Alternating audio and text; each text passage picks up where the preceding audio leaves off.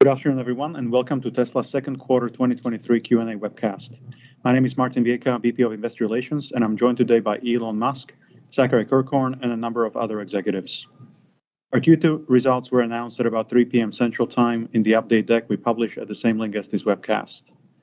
During this call, we will discuss our business outlook and make forward-looking statements. These comments are based on our predictions and expectations as of today.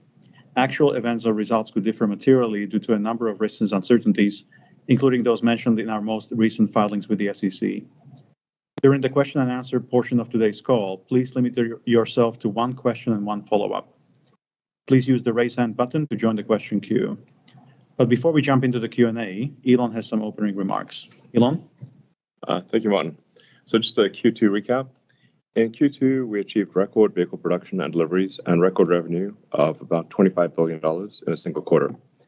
And Model Y became the best-selling vehicle of any kind globally in Q1, surpassing the likes of Corolla and Golf. So it was the number one vehicle of any kind, including vehicles that are sell at a far lower price. This is, I think, an incredible achievement by the Tesla team, and just a huge thank you to our customers for their support. This came in spite of high interest rates and a lot of macro uncertainty, and nonetheless, we managed to achieve operating margin of about 10%. We continue to target 1.8 million vehicle deliveries this year, although we expect that Q3 production will be a little bit down because we've got summer shutdowns for a lot of factory upgrades. Just probably a slight decrease in production in Q3 for sort of global factory upgrades. In the long term, autonomy, we think, is going to just drive volume through the ceiling next level. And our sort of future robotaxi products, dedicated robotaxi products, we think have like quasi-infinite demand. The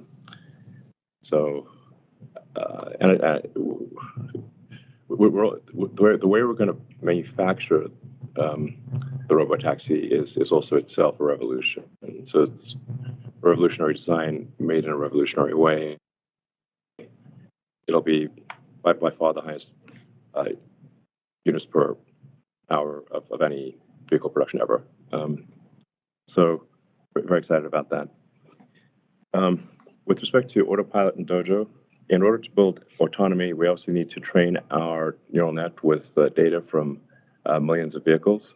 This has been proven over and over again. The more training data you have, the better the results.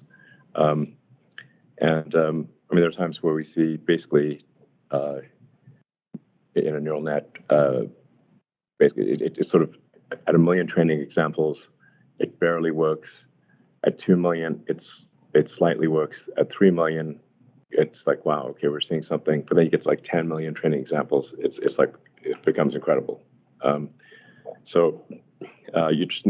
just no substitute for a massive amount of data.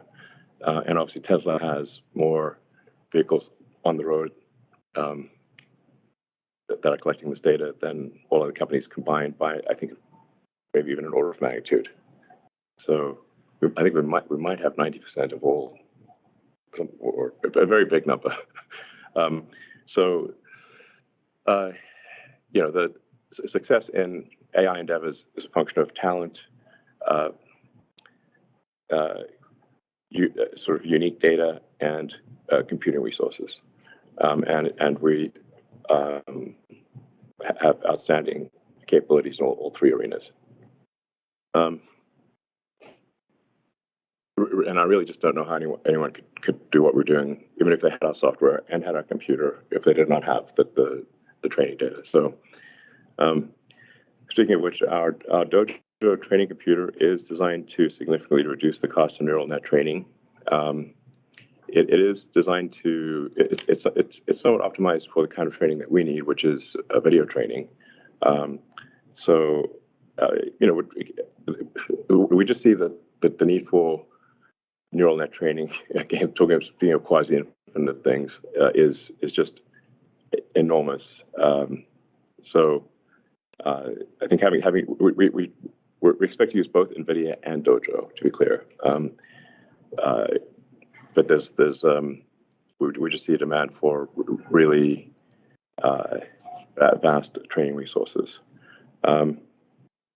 And we think we may reach in-house neural net training capability of 100 exaflops by the end of next year. So to date, over 300 million miles have been driven using FSD beta. That 300 million mile number is going to seem very small very quickly. It'll soon be billions of miles, then tens of billions of miles.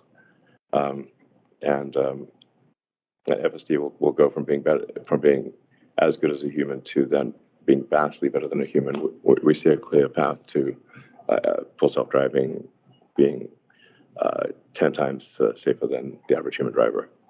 So, and between Autopilot, Dojo computer, our inference hardware in the car, which we call sort of hardware 3, 4, but it's really dedicated. It's a high efficiency inference computer that's in the car, and our Optimus robot. Tesla is clearly at the cutting edge of AI development. With regard to our Cybertruck, we continue to build release candidates of the Cybertruck on our final production line in Austin. I'm actually here in Austin at the Gigafactory. This is the first truck that we're aware of that will have 4 doors over a 6-foot bed and will fit into a 20-foot garage. So it's sort of biggish on the outside, but it's even bigger on the inside. So I think that's one of the elements of good design is it should feel bigger on the inside than it looks on the outside.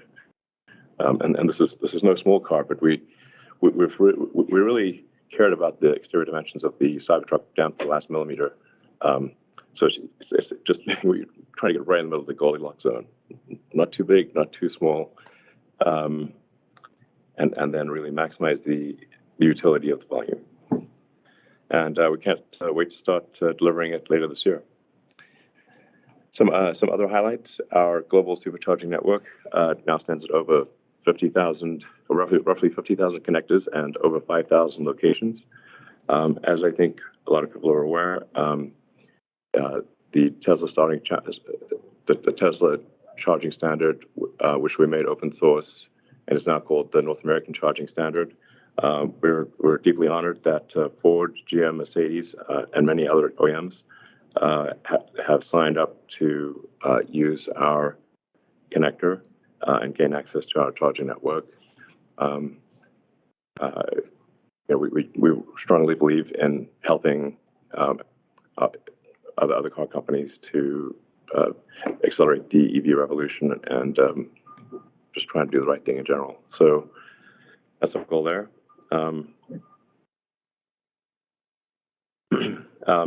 Then something I think I want to emphasize very, very strongly, this is a very important point, is that Tesla, just as with the North American Charging Standard, although we're not licensing, in that case, we're not licensing, we're just making it available.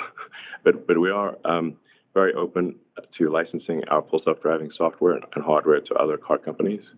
And we are already in discussions with, early discussions with a major OEM about using the Tesla FSD. So we're not trying to keep this to ourselves. We're more than happy to license it to others. And lastly, our new lithium refinery and cathode facility are progressing well. Then in conclusion, we continue to focus on making as many cars as we can while maintaining healthy financials. Our artificial intelligence development is obviously entering a new era, and we're incredibly excited about what's to come.